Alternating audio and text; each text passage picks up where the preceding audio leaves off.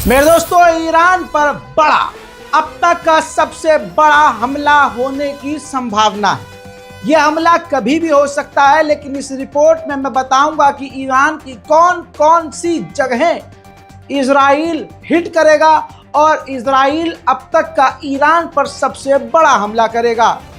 हजरात, अगर आप हमारे चैनल पर नए हैं तो रज़ाग्राफी अनस्क्रिप्टेड हमारे इस चैनल को सब्सक्राइब कीजिए। दोस्तों, CNN और वॉर एक्सपर्ट के मुताबिक 10 जगह, और हमारे जो ईरानियन कॉन्टैक्ट्स हैं उनसे भी हमने वेरीफाई किया है, तो ईरान में इसी चीज़ की हलचल है कि इन जगहों पर इजराइल हमला करेगा। लीजिए ग्राफिक्स के जरिए, जो ईरान में रहने वाले हमारे साथी, सहयोगी और वहाँ जो लोग हैं इंडियन, उनके लिए ये एक तरह से वार्निंग है कि आप अपने आप को बचा के रखिए। देखिए, ये 10 जगह है, मैप में समझने की कोशिश कीजिए और ध्यान से इस रिपोर्ट को शेयर कीजिए। तेहरान के अंदर space research institute of Islamic Republic है। दोस्तों, यहाँ पर इजराइल हमला करेगा। कहा जा रहा है कि air and space force headquarter है यहाँ पर, और ईरान रिवोल्यूशनरी गार्ड के यहाँ पर हेडक्वार्टर हैं। Command and control of Islamic revolutionary Corp यानी IRGC यहीं तेहरान में है, यहाँ पर भी हमला होगा। इंडिपेंडेंट जिहाद रिसर्च सेंटर, वहाँ भी तेहरान में हमला होगा। स्पेस इंडस्ट्रीज ऑर्गेनाइजेशन, यह भी तेहरान में है, यहाँ पर भी हमला होगा। रिवोल्यूशनरी गार्ड कॉर्प यानी IRGC के डिफेंस इंडस्ट्री सेंटर, जिसका नाम फज्र है, वहाँ भी हमला होगा। दूसरे नंबर पर, ये सिर्फ तेहरान की बात कर रहा था, दूसरे नंबर पर रॉकेट प्रोडक्शन हाउस है ईरान का शिराज के अंदर। उसके बाद करमनशाह का इलाका, जहां पर मिसाइल बेस है। चौथे नंबर पर है खुर्रमाबाद, अंडरग्राउंड मिसाइल बेस है ईरान का, वहां हमला इजराइल करेगा। पांचवी जगह है सिमनान खुमैनी स्पेस सेंटर, वहां पर इजराइल हमला करेगा। छठी जगह है इस्फहान, रॉकेट वेयर हाउस है, यहाँ पर बहुत भारी मात्रा में ईरान यहाँ रॉकेट रखता है, वहाँ हमला करेगा। चाबहार, जी हाँ, 7वीं जगह चाबहार ईरान के अंदर स्पेस पोर्ट पर भी इजराइल हमला करेगा। इराक का इलाका है जो कि 8वें नंबर पर है, ये लॉन्च करने की साइट है। यहाँ 1 अक्टूबर को ईरान ने इसी स्टेशन से हमला किया था। 9वीं जगह है यानी 9th जगह है तबरीज, यहाँ पर ईरान का मिसाइल बेस है, यहाँ भी ईरान हमला करेगा।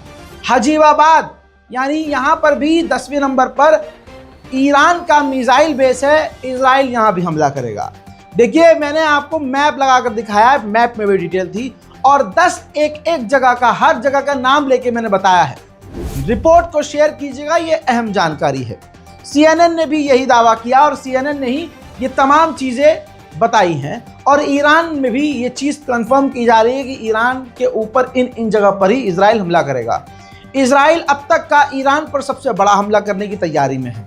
वहीं बहुत लोग कह रहे हैं कि रज़ा भाई, आपने ध्रुव राठी का वीडियो नहीं देखा, आपने ध्रुव राठी को रिप्लाई नहीं किया। पहली बात, मैं किसी को रिप्लाई नहीं करता, मेरा काम है खबर देना। मैं आपको खबर देता हूँ, वो भी खबर देते हैं। अब आपका दिल जिसकी माने उसकी मान लीजिए, लेकिन कुछ फैक्ट आपको बताना चाहता हूं। ध्रुव राठी में कोई बुराई नहीं है, ध्रुव राठी एक बढ़िया बंदा है, ध्रुव राठी जबरदस्त वीडियो बनाते हैं, लेकिन यहां पर उनकी मजबूरी समझिए। आइए कुछ फैक्ट पर बात करते हैं। हजरात मोहतरम, इजराइल का साथ सबसे आगे कौन दे रहा है? अमेरिका के बाद बताइए, जर्मनी से ज्यादा कोई भी इजराइल को सपोर्ट नहीं कर रहा है। हाल यह है कि जर्मनी के अंदर जो फिलिस्तीनी प्रदर्शनकारी हैं, उन पर आंसू गैस के गोले दागकर प्रदर्शनकारियों को गिरफ्तार किया जा रहा है। हत्ता कि जो फिलिस्तीनी रुमाल साफा है, वो भी किसी के पास देख लिया जा रहा है तो गिरफ्तार करके जेल में ठूस दिया जा रहा है। इस तरह से जर्मनी फुल इजराइल को सपोर्ट में है, और जर्मनी अंधा पैसा और अंधे हथियार इजराइल को दे रहा है। सोशल मीडिया पर जर्मनी में मौजूद कोई व्यक्ति सोशल मीडिया पर इजराइल के खिलाफ कुछ लिख दे रहा है, अजी खिलाफ क्या, फिलिस्तीन के समर्थन में कोई लिख दे रहा है, तो मिलिट्री उसके घर पहुंच रही है, गिरफ्तारी हो रही है, उन पर गवर्नमेंट जर्मनी की नजर रख रही है। ये बात आपको पता है, और पिछले पूरे आप 8-9 महीने से ये तमाम चीजें देख रहे हैं। ये बात मानते हैं ना? इसमें कोई झूठ तो नहीं बोल रहा हूं मैं। जर्मनी का हाल मैं आपको रोज दिखा रहा हूं। अब हमारे ध्रुव भाई कहां रहते हैं? हमारे ध्रुव राठी साहब रहते हैं जर्मनी में। हो गया क्लियर? समझिए, जर्मनी में अगला इंसान रहता है जो देश खुलकर इजराइल का सपोर्ट कर रहा है। ऐसे में जर्मनी में बैठकर ध्रुव राठी भैया अगर ईरान के खिलाफ नहीं बोले और मान लीजिए कि इजराइल के खिलाफ बोल गए या इजराइल का समर्थन नहीं किया, फिलिस्तीन गाजा पर हो रहे नरसंहार का समर्थन नहीं किया, दबे अल्फाजों में ईरान के जितने भी जो प्रॉक्सीज हैं उसको खुल्लम खुल्ला भाई साहब ने आतंकी संगठन कह दिया। लेकिन यह नहीं बताया कि वो जो संगठन जिन्हें वो आतंकवादी कह रहे हैं वो लड़ किस लिए रहे हैं। वो गाजा और फिलिस्तीन की जमीन के लड़ रहे हैं। और ये बात इतिहास में लिखी हुई है कि जो फिलिस्तीन की जमीन है वो फिलिस्तीनियों की है।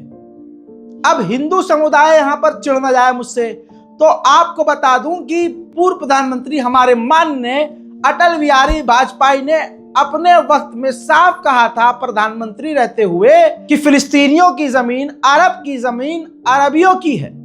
इजराइल को, यहूदियों को वहां से निकलना होगा। बहुत फाइल फोटो दिखाते हैं ना, तो ये फोटो देखिए, ये वीडियो देखिए। ये कहा जा रहा है जनता पार्टी की सरकार बन गई, वो अरबों का साथ नहीं देगी, इजराइल का साथ देगी। आदरणीय मोरारजी भाई इस स्थिति को स्पष्ट कर चुके हैं। गलतफहमी को दूर करने के लिए मैं कहना चाहता हूं कि हम हर एक प्रश्न को गुण और अवगुण के आधार पर देखेंगे, लेकिन मध्य पूर्व के बारे में यह स्थिति साफ है कि अरबों की जिस जमीन पर इजराइल कब्जा करके बैठा है वो जमीन उसको खाली करना होगी। आक्रमणकारी आक्रमण के फलों का उपभोग करे, ये हमें अपने संबंध में स्वीकार नहीं है। तो जो नियम हम पर लागू है वो औरों पर भी लागू होगा। सुन लिया? ये बीजेपी के नेता पूर्व वरिष्ठ प्रधानमंत्री रह चुके हैं। कौन नहीं जानता अटल बिहारी वाजपेयी को?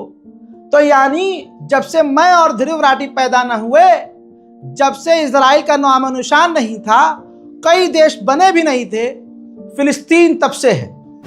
लेकिन हमारे ध्रुव राठी भाई ने यह बात नहीं कही, बल्कि यूं कह दिया कि ये आतंकी संगठन है और जो इजराइल पर हमला कर रहे हैं। वजह नहीं बताई।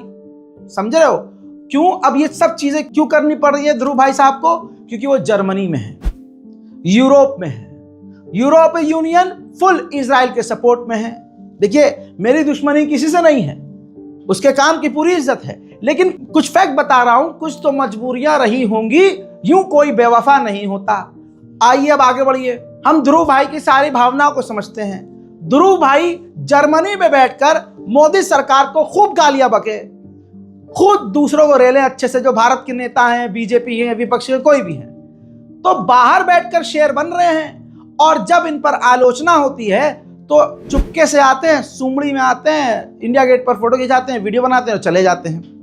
फिर वहां जर्मनी में आकर वीडियो पोस्ट करते हैं, हाँ मैं आया था दोस्तों, कोई कुछ नहीं कर पाया दोस्तों, मैं किसी से नहीं। अरे मेरे भैया, जर्मनी में हम भारत में रहकर 56 केस झेलकर रोज कोर्ट कचहरी और पुलिस का चक्कर लगाकर फिर भी सच बोल रहे हैं, तो कोई तो फर्क होगा। लेकिन I love you Dhruv Rathee, क्योंकि आप जिस देश में रह रहे हैं, जहां की नागरिकता आपने शायद ले ही रखी है, भाई पत्नी भी विदेशी है, तो कोई बात नहीं है, पर्सनल हमें नहीं होना है, लेकिन ध्रुव राठी की बात को हमें समझना होगा, उन भाई की हमें प्रॉब्लम समझनी होगी।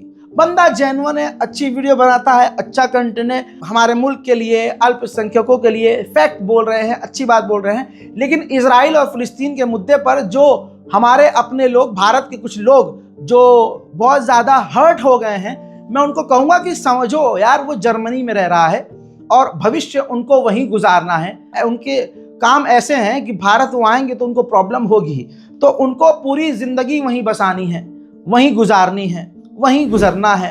तो भाई इस चीज़ को हमें समझना होगा। साथ ही यूरोपीय यूनियन ने अगर कोई कदम उठा लिया तो चैनल ही बंद हो जाएगा। अब सोचिए, मेरा तो एक छोटा सा चैनल है, बीच में डिलीट हुआ था, समझ में नहीं आ रहा था क्या करूं। उन भाई का इतना बड़ा चैनल है, कुछ ऊंच नीच हो गई क्योंकि यूरोपीय यूनियन के जो लॉ हैं वो यूट्यूब वाले वहां के लिए अलग हैं, भारत के लिए अलग हैं, रीजन के हिसाब से, इलाकों के हिसाब से यूट्यूब के लॉज भी अलग हैं। इसलिए वो भाई बेचारे खुलकर सपोर्ट नहीं कर सकते। समझा करो, उन्हें इजराइल और जर्मनी की ही जबान बोलनी पड़ेगी। अब समझिए, इजराइल के आईडीएफ के कमांडर ने कहा है, क्योंकि देखिए मैंने कहा ना ईरान पर बहुत बड़ा हमला होगा, उन्होंने साफ कहा है ईरान का हाल हम ऐसा करेंगे जैसा गाजा और लेबनान का है। הפעולה של חיל האוויר גם בהתקפה גם בהגנה מקנה חיים לאזרחי מדינת ישראל. האיראנים לא גירדו אפילו את היכולות של חיל האוויר. אין אף טייסת שנפגעה, אין אף מטוס שנפגע, אין אף מסלול שלא מאפשר המראה ואין שום פגיעה ברציפות שלנו. ומי שחושב שדרך ניסיון לפגוע בישראל הוא ירתיע אותנו מלהגיב, שיסתכל על מה קורה בעזה ועל מה קורה בביירות. הדברים הם ברורים מאוד, ולחיל האוויר יש אחריות מאוד משמעותית בתוך העניין הזה. ואנחנו חזקים גם בהגנה וגם בהתקפה, ואנחנו נביא את זה לידי ביטוי.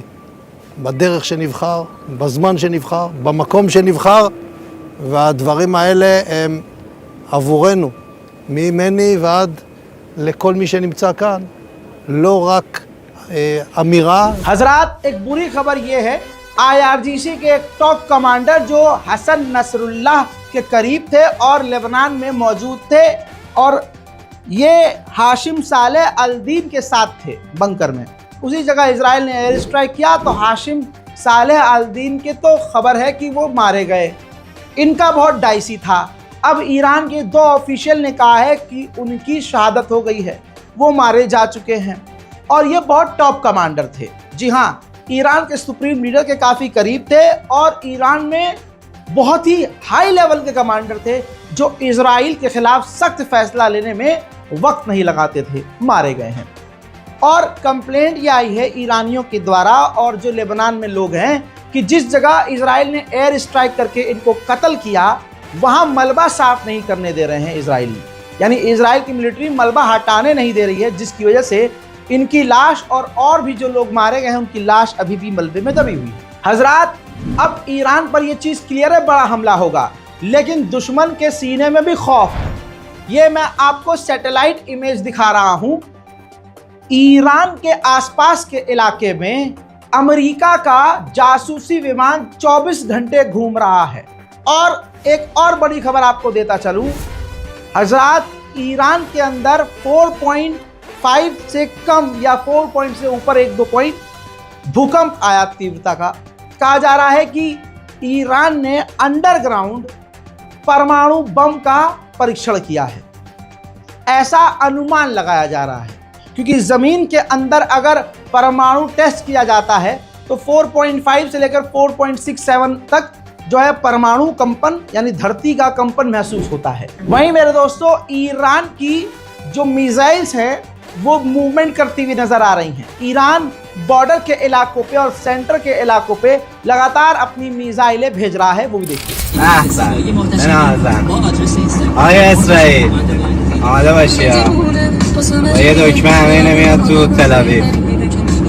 خیلی بود، من وسطش فیلم گرفتم. تل آویو یه نفر